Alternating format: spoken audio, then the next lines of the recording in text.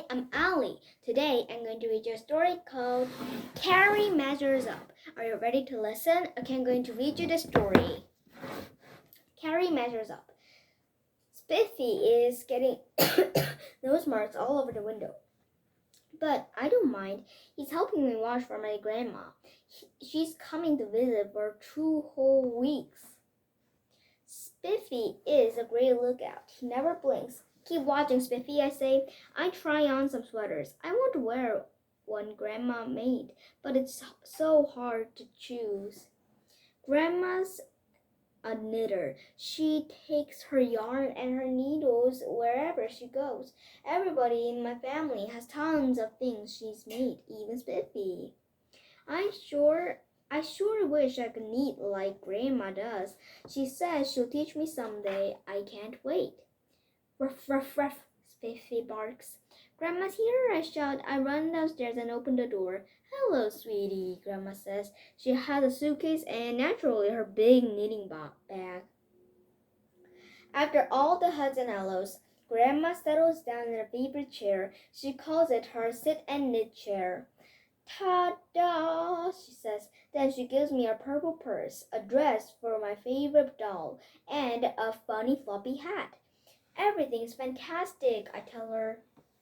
Grandma's knitting needles are already cooking away. Can you give me a job to do, I ask. Like to help Grandma, you can be my measuring. I like to help Grandma. You can be my measuring spy, she says. You mean sneak away and measure when nobody's looking, I ask. Right, says Grandma. That way my present will be real surprise. She hands me a bright blue tape measure. You need this. I unroll the tape. It's long, 72 inches, I say. Can I start measuring now?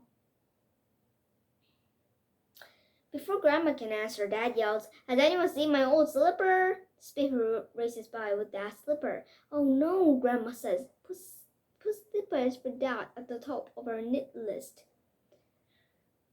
And here comes the measuring spy. I peek inside to the den. Dad's reading. I crawl over and measure. 11.5 inches. Dad's foot are just 1/2 inches less than 1 foot. That means his foot is less than a foot. Being Grandma's measuring spy is fun. When nobody's looking, I measure everything on Grandma's list. I measure Spiffy for paw warmers. I measure my baby brother for his tiny baby mittens. I measure Mom's laptop for a new carrying case. I measure the door on my knocker. Grandma wants to make a door knocker cover for quiet knocks. When I find out that carried away, I measure everything in sight. I'm a measuring maniac. Mom would love a TV cover, a bowling ball bag for Dad. A hammock would be nice. How about curtains for the birdhouse? Whoa, Grandma finally says, my knitting will never keep up with all your measuring. It's time for you to learn to knit. At last, I am so excited I can hardly talk. Let's head right over to the yarn barn, Grandma says. What a great place. It's jam-packed with cool knitting stuff. By the time we leave, I have my own knitting bag, needles and balls of yarn, cherry red, sunburst yellow, and popping purple.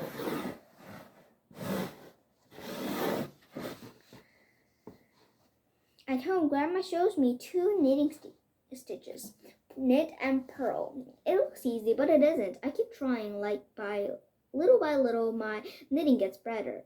Grandma always says that knitting helps her think. She's right. I get a great idea. Grandma knits for everyone but herself, I say to Spiffy.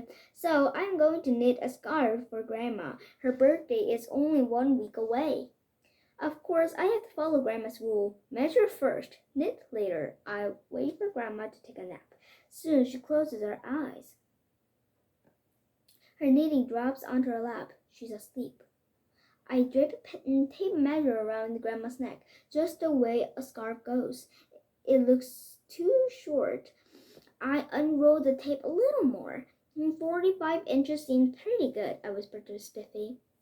I take out some cherry red yarn. I decided to make the scarf 8 inches wide. Then I rolled the tape measure to 45 inches just to see how much I had to do. Gee, I think, that's a lot of knitting.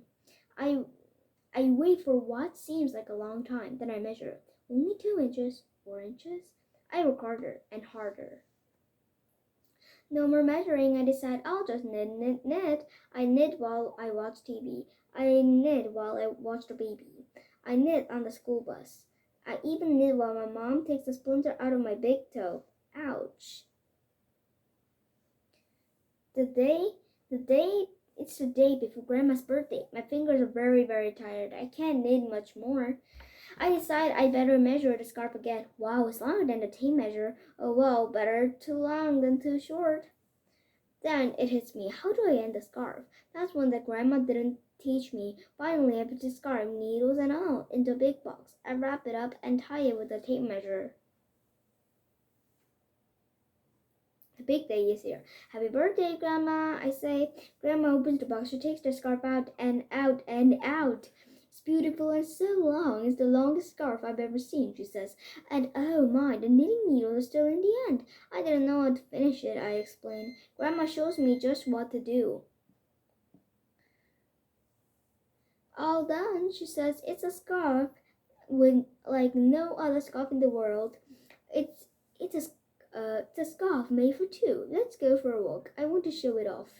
Grandma throws the scarf around her neck and around mine too. I guess we better take a very long walk, I say, to show off such a very, very, very long scarf.